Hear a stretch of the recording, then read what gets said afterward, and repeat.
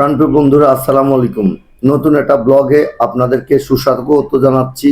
আমি মোস্তাফিজ বাবু। আজকের ব্লগটা একটু ভিন্ন আঙ্গিকে রূপকথা ইকো রিসোর্টের বাহিক্য সৌন্দর্য আপনাদেরকে তুলে ধরবো এবং আমার বেবি আমার পরিবার নিয়ে ঘুরতে আসছিলাম। প্রকৃতির রূপকথা রিসোর্টের প্রকৃতি এবং ন্যাচারাল প্রকৃতি এবং আমার ছেলে মেয়ের হাসি আনন্দর মাঝে ঘুরে বেড়ানো এবং প্রকৃতিটা আপনাদেরকে তুলে ধরবো।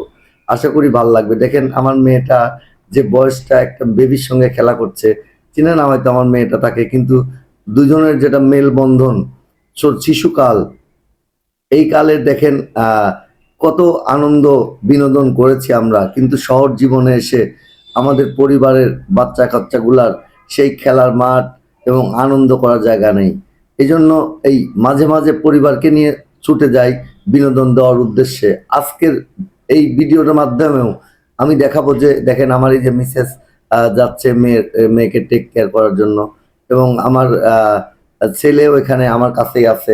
এই রূপকথা ইকো রিসোর্টে আসছে এই কারণেই যে এই ইকো রিসোর্টটা এতটাই সুন্দর যে এই বিশেষ করে অনেক অডিয়েন্স আছে। আমি যে সময় আসছি এই সময়টা ছিল অনেক ফাঁকা।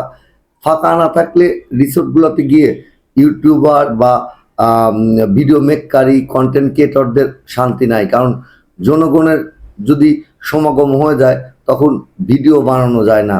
এজন্য আমি আসছিলাম নীরব টাইমে, যাতে কেউ নাই, নীরবে নীরবে ভিডিও করছে। এবং দেখেন আশপাশের এই পুকুরটা করেছে সোহানী ম্যাডাম, সুন্দর প্রকৃতি। দেখেন সবুজে ঘেরা চারপাশটা, ওই পাশ দিয়ে আমার সন্তান ওয়াইফ ওরা মজা করছে, এই দিক দিয়ে আমি প্রকৃতিটা আপনাদেরকে তুলে ধরছি। উদ্দেশ্য হচ্ছে যে দিনে দিনে আমার পেজটা যেন ফেসবুকের দৃষ্টিতে থাকে, এবং যে কোনোভাবেই হোক আমাকে কন্টেন্ট মেক করে যেতে হবে এবং অডিয়েন্সকে দেখাইতে হবে যে আমি যে রেগুলারিটি মেনে নিয়মিত পোস্ট করছি। কারণ ব্লগ ভিডিও আমাদের প্রত্যেকেরই দরকার। যারা কোনো টপিক খুঁজে পান না তারা নিজেই এই ন্যাচারাল প্রকৃতি নিয়ে আর করবেন। দেখেন ওই যে আমার ছেলে বসে আছে ওখানে, এইখানে কয়েকটা মানে রুম আছে যেগুলা ভাড়া দেওয়া হয়, এবং এখানে এসে এই রূপকথা রিসোর্টের যারা ঘুরতে আসে রাত্রি যাপন করার জন্য এই রুমগুলা অনেক সুন্দর রুমগুলা, এবং তার সামনে দিয়ে প্রকৃতিটা করে রেখেছে জমকালো। বিকেলটা ছিল এই জন্য, আর ওই দিনটাও ছিল ফাঁকা, এই জন্য অডিয়েন্সের সমাগম ছিল না ইকো রিসোর্টে। পরবর্তীতে যখন আমি ব্লগ ভিডিওটা করতে যাই তখন সবাই যার যার মতো ব্যস্ত, কিন্তু আমি কি করলাম যে দেখা যাক আমি একটা ব্লগ ভিডিও বানাই আমার অডিয়েন্সের উদ্দেশ্যে।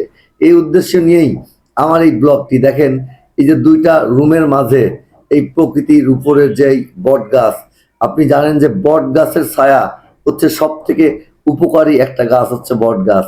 এর ছায়ায় হাজার হাজার মানুষ পশু পাখি আরাম নেয়, শান্তি নেয়, প্রশান্তির নেয়। এই রূপকথা রিসোর্টটা সুন্দর সবুজ প্রকৃতি দিয়ে সাজিয়েছে। আমার ভাল লাগছে। আমি মাঝে মাঝেই সময় পেলে পরিবার নিয়ে চলে আসি। আমার পাবনার আশপাশে যারা আছেন সময় পেলে চলে আসবেন এই প্রত্যাশা করি। সবাইকে অনেক অনেক ভালোবাসা। ব্লগ ভিডিওটা কেমন হলো কমেন্ট বক্সের ডেসক্রিপশনে আপনাদের কমেন্টের প্রত্যাশায় রইলাম। সবাই ভালো থাকবেন। আল্লাহ হাফেজ।